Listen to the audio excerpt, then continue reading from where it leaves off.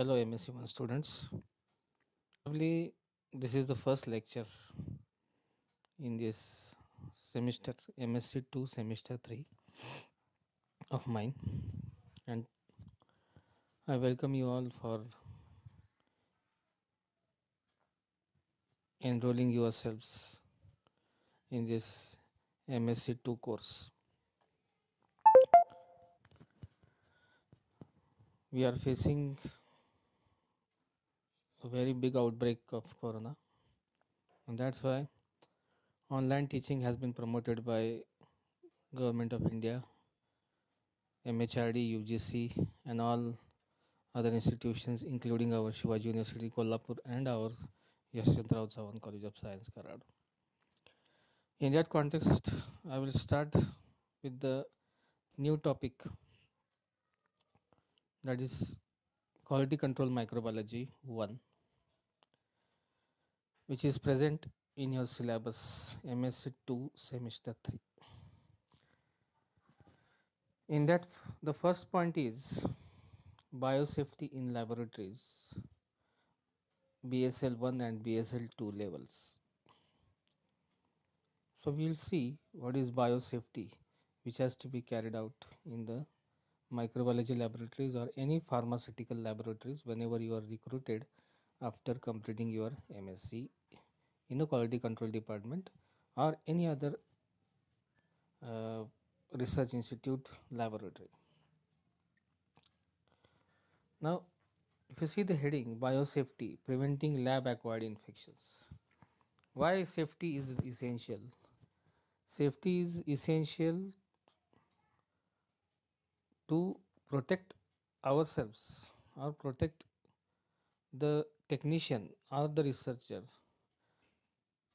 from the lab acquired infections such as bacteria, viruses, fungi, human blood, unfixed tissues, human cell lines, as well as the recombinant DNA. So, whenever we are working in our laboratory, utmost care has to be taken so that we are not prone to any other infection, or that all these domains of life which are present over here are the macromolecules which are mentioned over here. They don't enter into the society or into the environment because it may create a chaos which I need not to tell regarding this outbreak. Now the second question is, why is biosafety important? Now laboratories, what they do, they recognize the hazards of processing infectious agents. Now the guidelines which we are going to face, or which we are going to not face, which we are going to use it in our laboratories, is regarding the guidelines taken given by the WHO, then the US Pharmacopoeia, Indian Pharmacopoeia, Food and Drug Administration. Okay, and according to that guidelines we have to follow those guidelines and work in our laboratory. Now these laboratories, they recognize the hazards of processing infectious agents. These guidelines, they are developed to protect the workers in microbiological and medical labs through engineering controls, management policies, and work practices. Now, the standard microbiological practices which are present in our in the written format in most of the laboratories, microbiological laboratories. In our laboratory also it is present. Okay, what components are not permitted in our laboratories? Eating, drinking, smoking, handling contact lenses, pipetting by mouth, and storing food and drink in the laboratory is not allowed in the laboratory according to the standard microbiological practices. And this red colored no eating, drinking, or smoking in this area has to be printed in red background so that every individual can observe it immediately when he or she enters into the laboratory. Then the biosafety levels which we are going to discuss. These are the precautions. So people researching or trying to identify the microorganisms do not become infected. Now, friends, we can, if you can see in our laboratory, we don't work in such infected pathogenic microorganisms in our laboratory, because the microorganisms which we are using, which we are working on with, is E. coli, then Bacillus, then Pseudomonas aeruginosa, then Klebsiella pneumoniae, Vibrio cholerae if it is, okay, Proteus vulgaris, Saccharomyces cerevisiae, Candida albicans, and many more. Actinomycetes are also there. Okay, sometimes in TY practicals you must in MSc one you must have also carried out practicals on coliphages. But these are not infectious agents. You must be saying that all these are infectious agents. Yes, they are opportunistic pathogens, no doubt. But due to frequent transfers of the cultures in our laboratory after every 2 months, hopefully they lose their pathogenicity. Okay, they may regain also, but most of the cultures they are not that much pathogenic. These are not the clinical specimens, or these are not the clinical samples.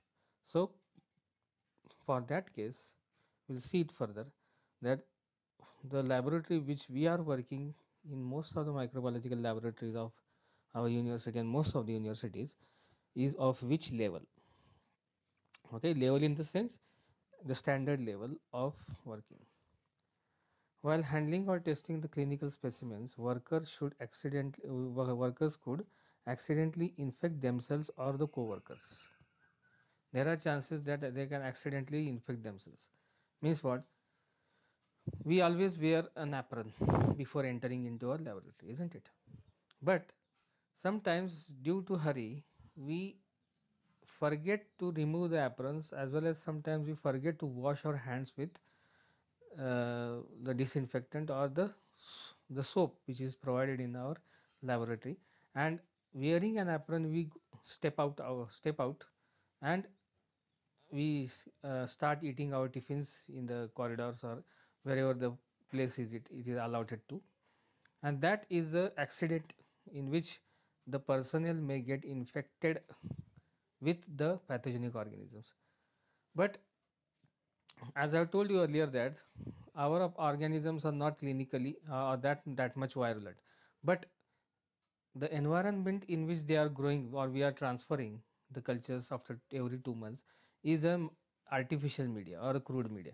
But we don't know what will the culture behave like when it goes into our body, in our body, or it is ingested in our body by accident or any other cases, because most of the organisms are normal inhabitants of our body.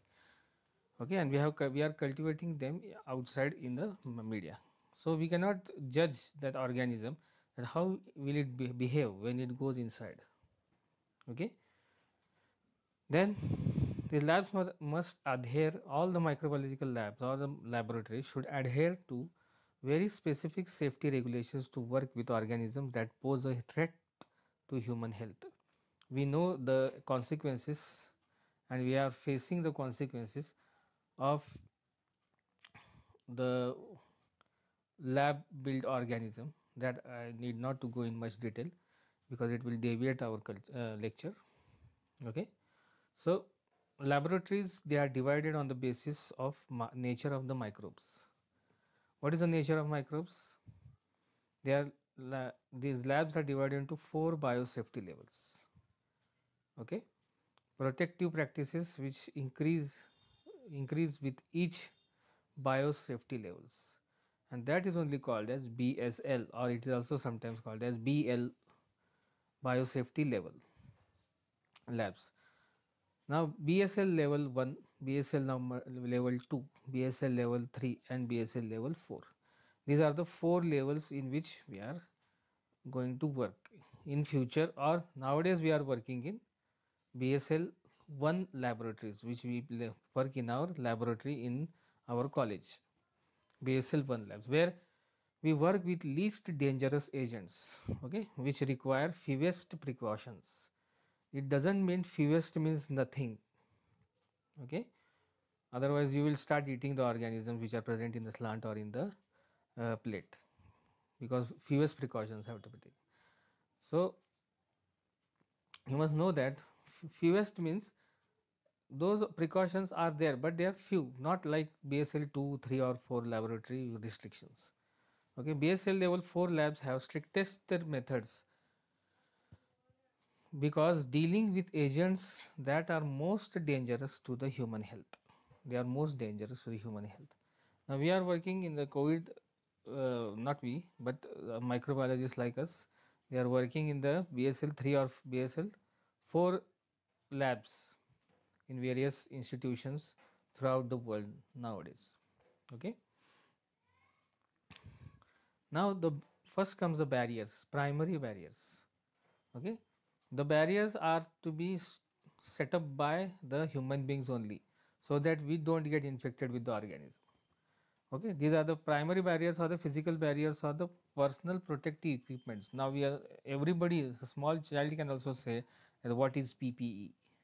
Okay, personal protective equipment means PPE between the lab worker and the pathogen. It is a coating, it is a lamination, how we laminate the mobiles so that it doesn't get infected or not from the other mechanical damage.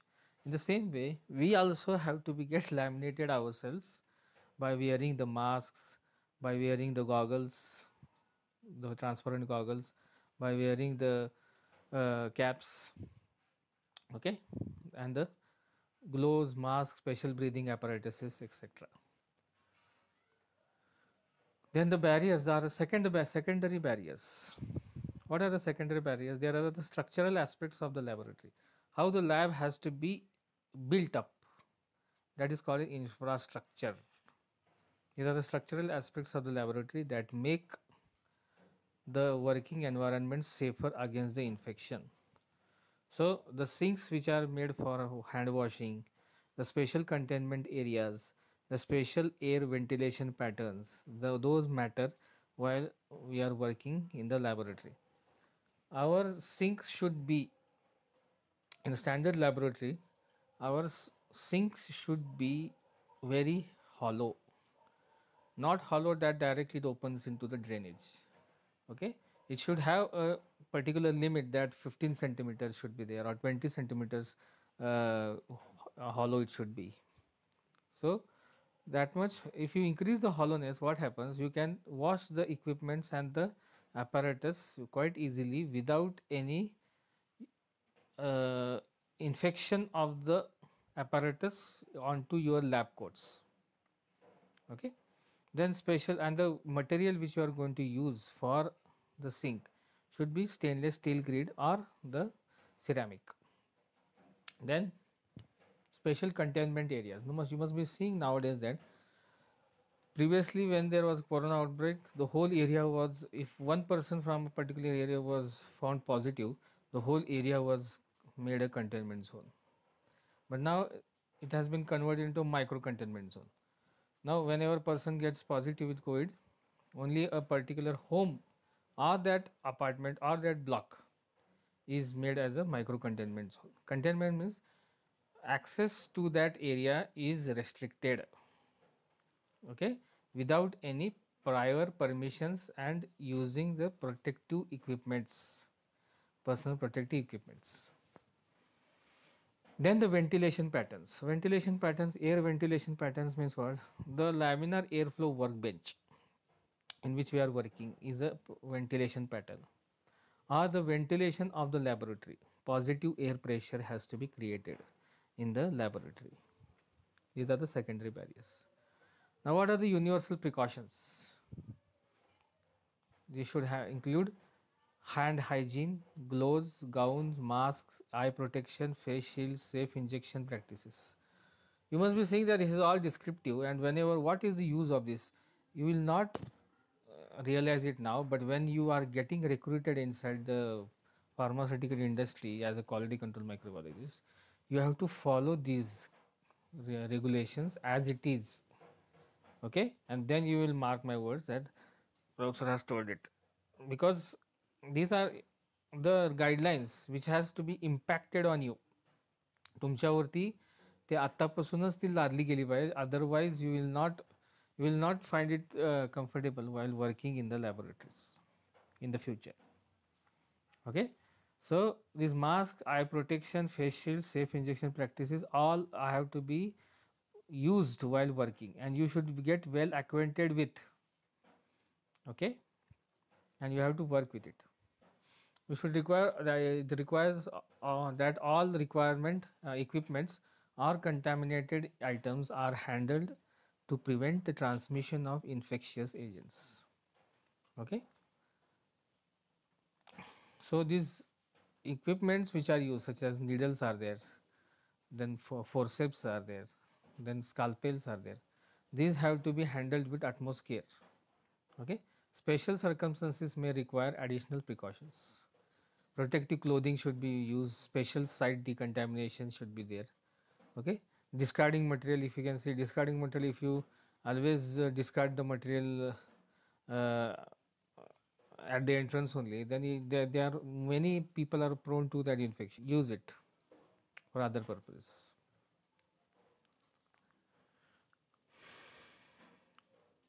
Then the risk groups, biosafety levels, practices, and the equipments.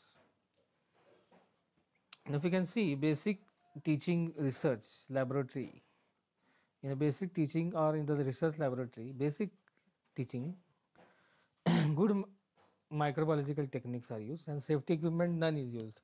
But even though we use the aprons, then in the primary health services, in diagnostic services, research, good microbiological techniques should be used, protective clothing should be used, and biohazard signs should be there in the laboratory or at the door only of that laboratory, entrance of that laboratory. Okay, safety equipment, open bench should be there, plus then biological safety cabinet for potential aerosols should be there. Okay, then special diagnostic services, if it is, if you are working in a special diagnostic services or in the research laboratory, BSL 2 plus special clothing should be there, controlled access should be there, directional flow, airflow should be there. Okay, and the safety equipment, biological safety cabinet should be there, other primary devices for all of the activities should be maintained appropriately. Then dangerous pathogen units at BSL 3 plus airlock entry, shower should be there, exit at the exit as well as the entry, special waste generation point should be there. Class 3 biological safety cabinet, positive pressure suits should be worn by the personnels. Then double ended autoclave through the wall. You must have, if you have visited any good quality control laboratory of a pharmaceutical industry, you will find that there is a very big autoclave or an incubator also, which is embedded in between the walls. Okay, and in between the walls you can see that from this laboratory also you can open it, and from the other side of the laboratory also you can open the doors. Okay, and you can pack it also likewise. So such equipment should be used to avoid contamination. So this is the biosafety level 1 and 2. BL1 biosafety level 1, you can see we are working in the same area of BL1 biosafety level 1, such as there is a worktop bench top, and we sit on the stools. Okay, and we work in between the two burners. And BL2 means what? You are using HEPA filters and you are using a biohazard sign which is marked over there in the red. Okay, BL2 चे शेजारी जर तुम्ही right side ला बघितलं तर that is the biohazard sign. Okay, and that is the airflow which you are working on it. Airflow should be across you, not towards you, it should be out, be in front of you. Now this is biosafety level 3 and biosafety level 4. In biosafety level 3, the mouth is covered, if you can see. Okay, and the HEPA filters are used. And biosafety level 4, the whole body is covered with the personal protective equipments, and the cabinet is also covered, and only the hand is inside. And the in biosafety level 3, the blue colored line which you can see in the HEPA filter area, in that working area you have to work it, keeping your mouth away from it. And if you can see in the biosafety level 2 also, the mouth is closed, means you have to wear the mask over there. Okay. And in the biosafety level 3, you can cover the whole mouth with the personal protective kit, okay, or the masks which covers the whole head, means the face shield should be used. And in the biosafety level 4, the whole body is covered with the personal protective equipments. So in this way we have to work it. The levels of containment. The biosafety level 1, if you can see, microorganisms that don't consistently cause disease in healthy adults. In that case, you have to work it in the BL1 only laboratories. Which are the organisms? These are only the some organisms in which we can work over it. E. coli K12, Saccharomyces cerevisiae, okay, polyoma virus, and other such types of organisms can be worked on it. Then basic lab, it is a very basic laboratory, and standard microbiological practices are used in the BSL1. Now in BSL1, if you can see the personnel who is working at the left side, she has used a goggle, yeah, eye goggle. Agents not known to cause diseases in healthy adults. Some organisms may cause diseases in immunocompromised individuals. That is also always the case over there. Okay, some organisms may cause diseases in immunocompromised individuals. Then agents such as Bacillus subtilis, okay, Naegleria, Grubelis, Gruberi, infectious canine hepatitis virus, non-pathogenic E. coli species, such organisms can be worked in this workbench. Okay. So, in this way you have to work it. Then biosafety level 1, standard practices which are required. Frequent hand washing should be there. Door that can be kept closed when working. Limits on access to the lab space when working. Then obviously no smoking, eating, drinking, storage of food in the laboratory. Then we have to take care to minimize splashes and actions that may create aerosols. Then decontamination of work surfaces after every use, after any spills. Then in biosafety level 1, standard practices which are there, they are going to be continued. Decontamination of laboratory waste. Then use of mechanical pipettes only, no mouth pipetting is allowed. Then sharp equipments are used with precautions, including special containers for disposing of the needles and other sharp objects. Then you have to maintenance of insect rodent control program should be always incorporated in such BSL1 labs. Means what, the rodents such as rats and cockroaches should be minimized to enter into that laboratories. Then use of personal protective equipment such as lab coats, latex gloves, eye protection or face shields should be always used while working in BSL1. Okay. Then open bench top sink should be always there for hand washing. Then the biosafety level 2 laboratories, the agents associated with the human diseases, not hazardous human diseases but human diseases which are less hazardous. In such, while working with such organisms, you have to work in your laboratory should be certified with biosafety level 2 laboratory. Generally required for any human derived blood, body fluids, tissues in which infectious agents may be unknown, okay, such as most of the pathological laboratories are coming under BSL 2 laboratory certifications. These agents must include the agents which are included in BSL 2 are measles virus, Salmonella species, pathogenic toxoplasma, Clostridium botulinum, hepatitis B virus. Okay, and the person who is working over there, he is working with very caution. You can see in the image in the right side.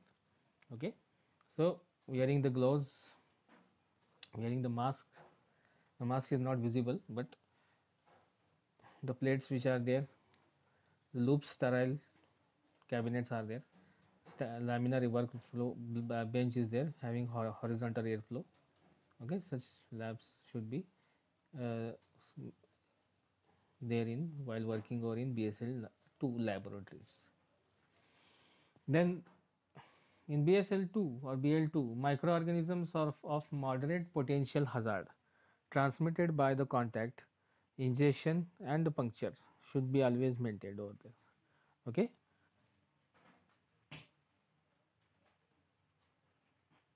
Then Salmonella, herpes virus, human blood, basic. It is also a basic laboratory, and standard practices plus should be used. Plus means standard practices plus means one level up practices should be used while working in the laboratories. Okay, you can see in the right side the person who is working in the BSL 2 laboratories, the types of the containments which are they using. Now the primary hazards in the BSL 2 laboratories: accidental needle sticks, exposure to eyes and nose or the mucous membranes, ingestion of infectious materials. Then agents do not cause lethal infections, are not transmissible via airborne route. Okay, they should not these organisms should not form aerosols, and they should not transmit via airborne route. They should not cause infection if any tiny droplets become airborne and are inhaled, which might occur if the material were spattered. Spattered means shintodi udta kama nayet aerosols, and those aerosols should not transmit from one person to another person. These agents are pathogens for which immunization or antibiotic treatment is available. अशाच ऑर्गॅनिझमवरती आपण काम करू शकतो BSL 2 मध्ये, ज्यांची vaccines बाजारामध्ये available आहेत आणि त्यांच्या अगेन्स्ट अँटीबायोटिक्स नोन आहेत with clinical trials have been finished. Okay, only such organisms we can work it in biosafety level 2 laboratories. Extreme care should be taken with contaminated needles and sharp lab instruments in the BSL 2 laboratories. So in the risk group 2, the pathogens for humans, these are the risk groups. Unlikely a serious hazard, it is a serious hazard. Okay, treatment and preventive measures, they should be available, and there should be limited risk of spread of infection in such laboratories. Okay, in the biosafety level 2, the standard practices which are including, they include BSL 1, the standard practices which are used in BSL 1 plus policies to restrict the access to the lab. Here entry is restricted in the BSL 2 lab. Okay, then biohazard warning signs should be posted outside the laboratories. Then surveillance of laboratory personnel with appropriate immunizations should be offered. Then biosafety manual with definitions of needed waste decontamination or medical surveillance policies should be always incorporated. The supervisory staff who have experience working with infectious agents and specific training for laboratory personnel in handling these agents. Only experienced staff can work in the BSL 2 laboratories, not a new person. So one thing I would like to tell you that after you are recruited in a quality control laboratory or any other institution as a researcher or as a quality control trainee, you are not made permanent immediately. There is a probation period of 6 months to 1 year in any pharmaceutical company, and you are trained how to work in such laboratories. And after successfully completing your training of 6 months or 1 year, whatever is the policy of that company it is, then only you are given a permanent order after 6 months or 1 year. Okay, and then you have a salary hike. So this thing you should always keep it in your mind. You should be trained in working in BSL 1 or BSL 2, BSL 3 or any other BSL 4 laboratories in which you have been recruited. Okay, so these hazards are to be documented also. This is not only thing that you have to only follow these rules, you have to document these all documents every day. Okay, and that is very important because Every 6 months you have to face an audit of various agencies. Okay, if it is a very good industry, multinational industry, you have to face FDA audits, and various other audits have to be faced by that company, and you are the responsible person who are working in that laboratory. Okay, so utmost care has to be taken. So please uh, hear all these points very carefully, because that will be important to you in the future while working in such pharmaceutical industries. Is it clear? Biosafety level 2, the primary barriers.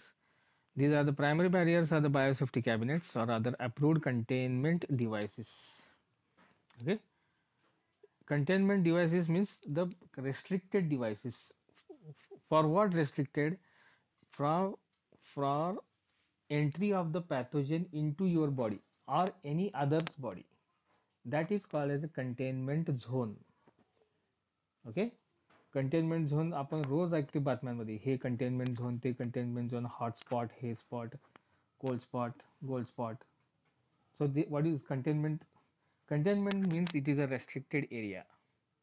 Okay, so in which a patient is being identified or that pathogen is being identified, and you have to isolate that person or their family members. Okay, immediately, with immediate effect. So, personal protective equipment, lab coats, gloves, face protection as needed should be used. Protective clothing removed when personnel leaves the laboratory area. आपण कसं करतो, जेवायला जायचं आपल्याकडे भैयाकडं, की lab coat घालून तिथंच जायचं, तसंच काढायचं, तिथंच हात धुवायचा, तिथंच खायचं, परत तेच घेऊन परत यायचं. बरं. So this has to be avoided. हे आपल्याला त्याची जाणीव आता नाही आहे, पण इतके दिवस नव्हती, पण आता मार्चपासून सगळ्यांना जाणीव झाली की हे एक मायक्रो ऑर्गॅनिझम काय काय घडामोडी करू शकते. बरोबर आहे. सगळ्यांची नाकी नऊ आणून ठेवलेली आहे त्यानं. कशामुळं? या बायोसेफ्टीज न पाळल्यामुळे. कोणी, त्यात नाव मी घेत नाही, कारण की सर्वांनाच माहिती आहे कोणी केलेलं आहे ते कृत्य. Okay, the cabinets thoroughly decontaminated daily. This cabinet should be decontaminated daily and monitored for radiation for personal protection. Okay, radiations mean what? In our laminar airflow workbench, there is a UV light chamber. Okay, it is there for decontamination purposes before and after the use of that area. Then the secondary barriers such as BSL-1 barriers should be used, plus autoclave for the glassware should be used in the BSL-2 laboratories. Next, the laboratory locations. We can see BSL-1 high schools, where it can be, BSL-1 laboratories can be built, or which infrastructure is required for BSL-1 laboratories. High schools are there, community colleges, then municipal drinking water treatment facilities. In such areas, you can use BSL-1 laboratories. BSL-2 local health departments, universities, state laboratories, private laboratories such as hospitals, healthcare systems, industrial laboratories, clinical diagnostic companies. Okay, in BSL-3 state health departments, universities, private companies, industry, federal government, NIH, CDC, etc. And BSL-4 only 15 facilities are present in the US and only 4 facilities are present in India. Okay, 9 federal CDCs, NIH. Okay, then 4 universities such as Georgia State University, Texas University medical branch, 1 state and 1 private laboratories are present in BSL-4 laboratory. It's very highly restricted laboratory.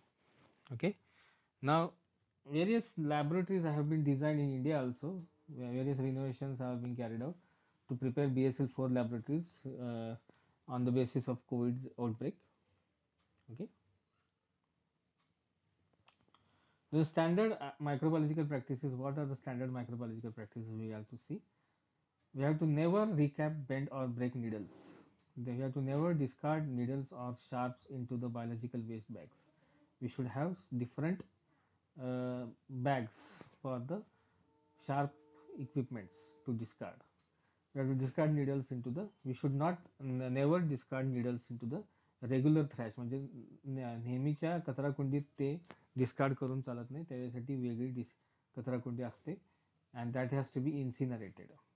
Okay, that is a medical waste.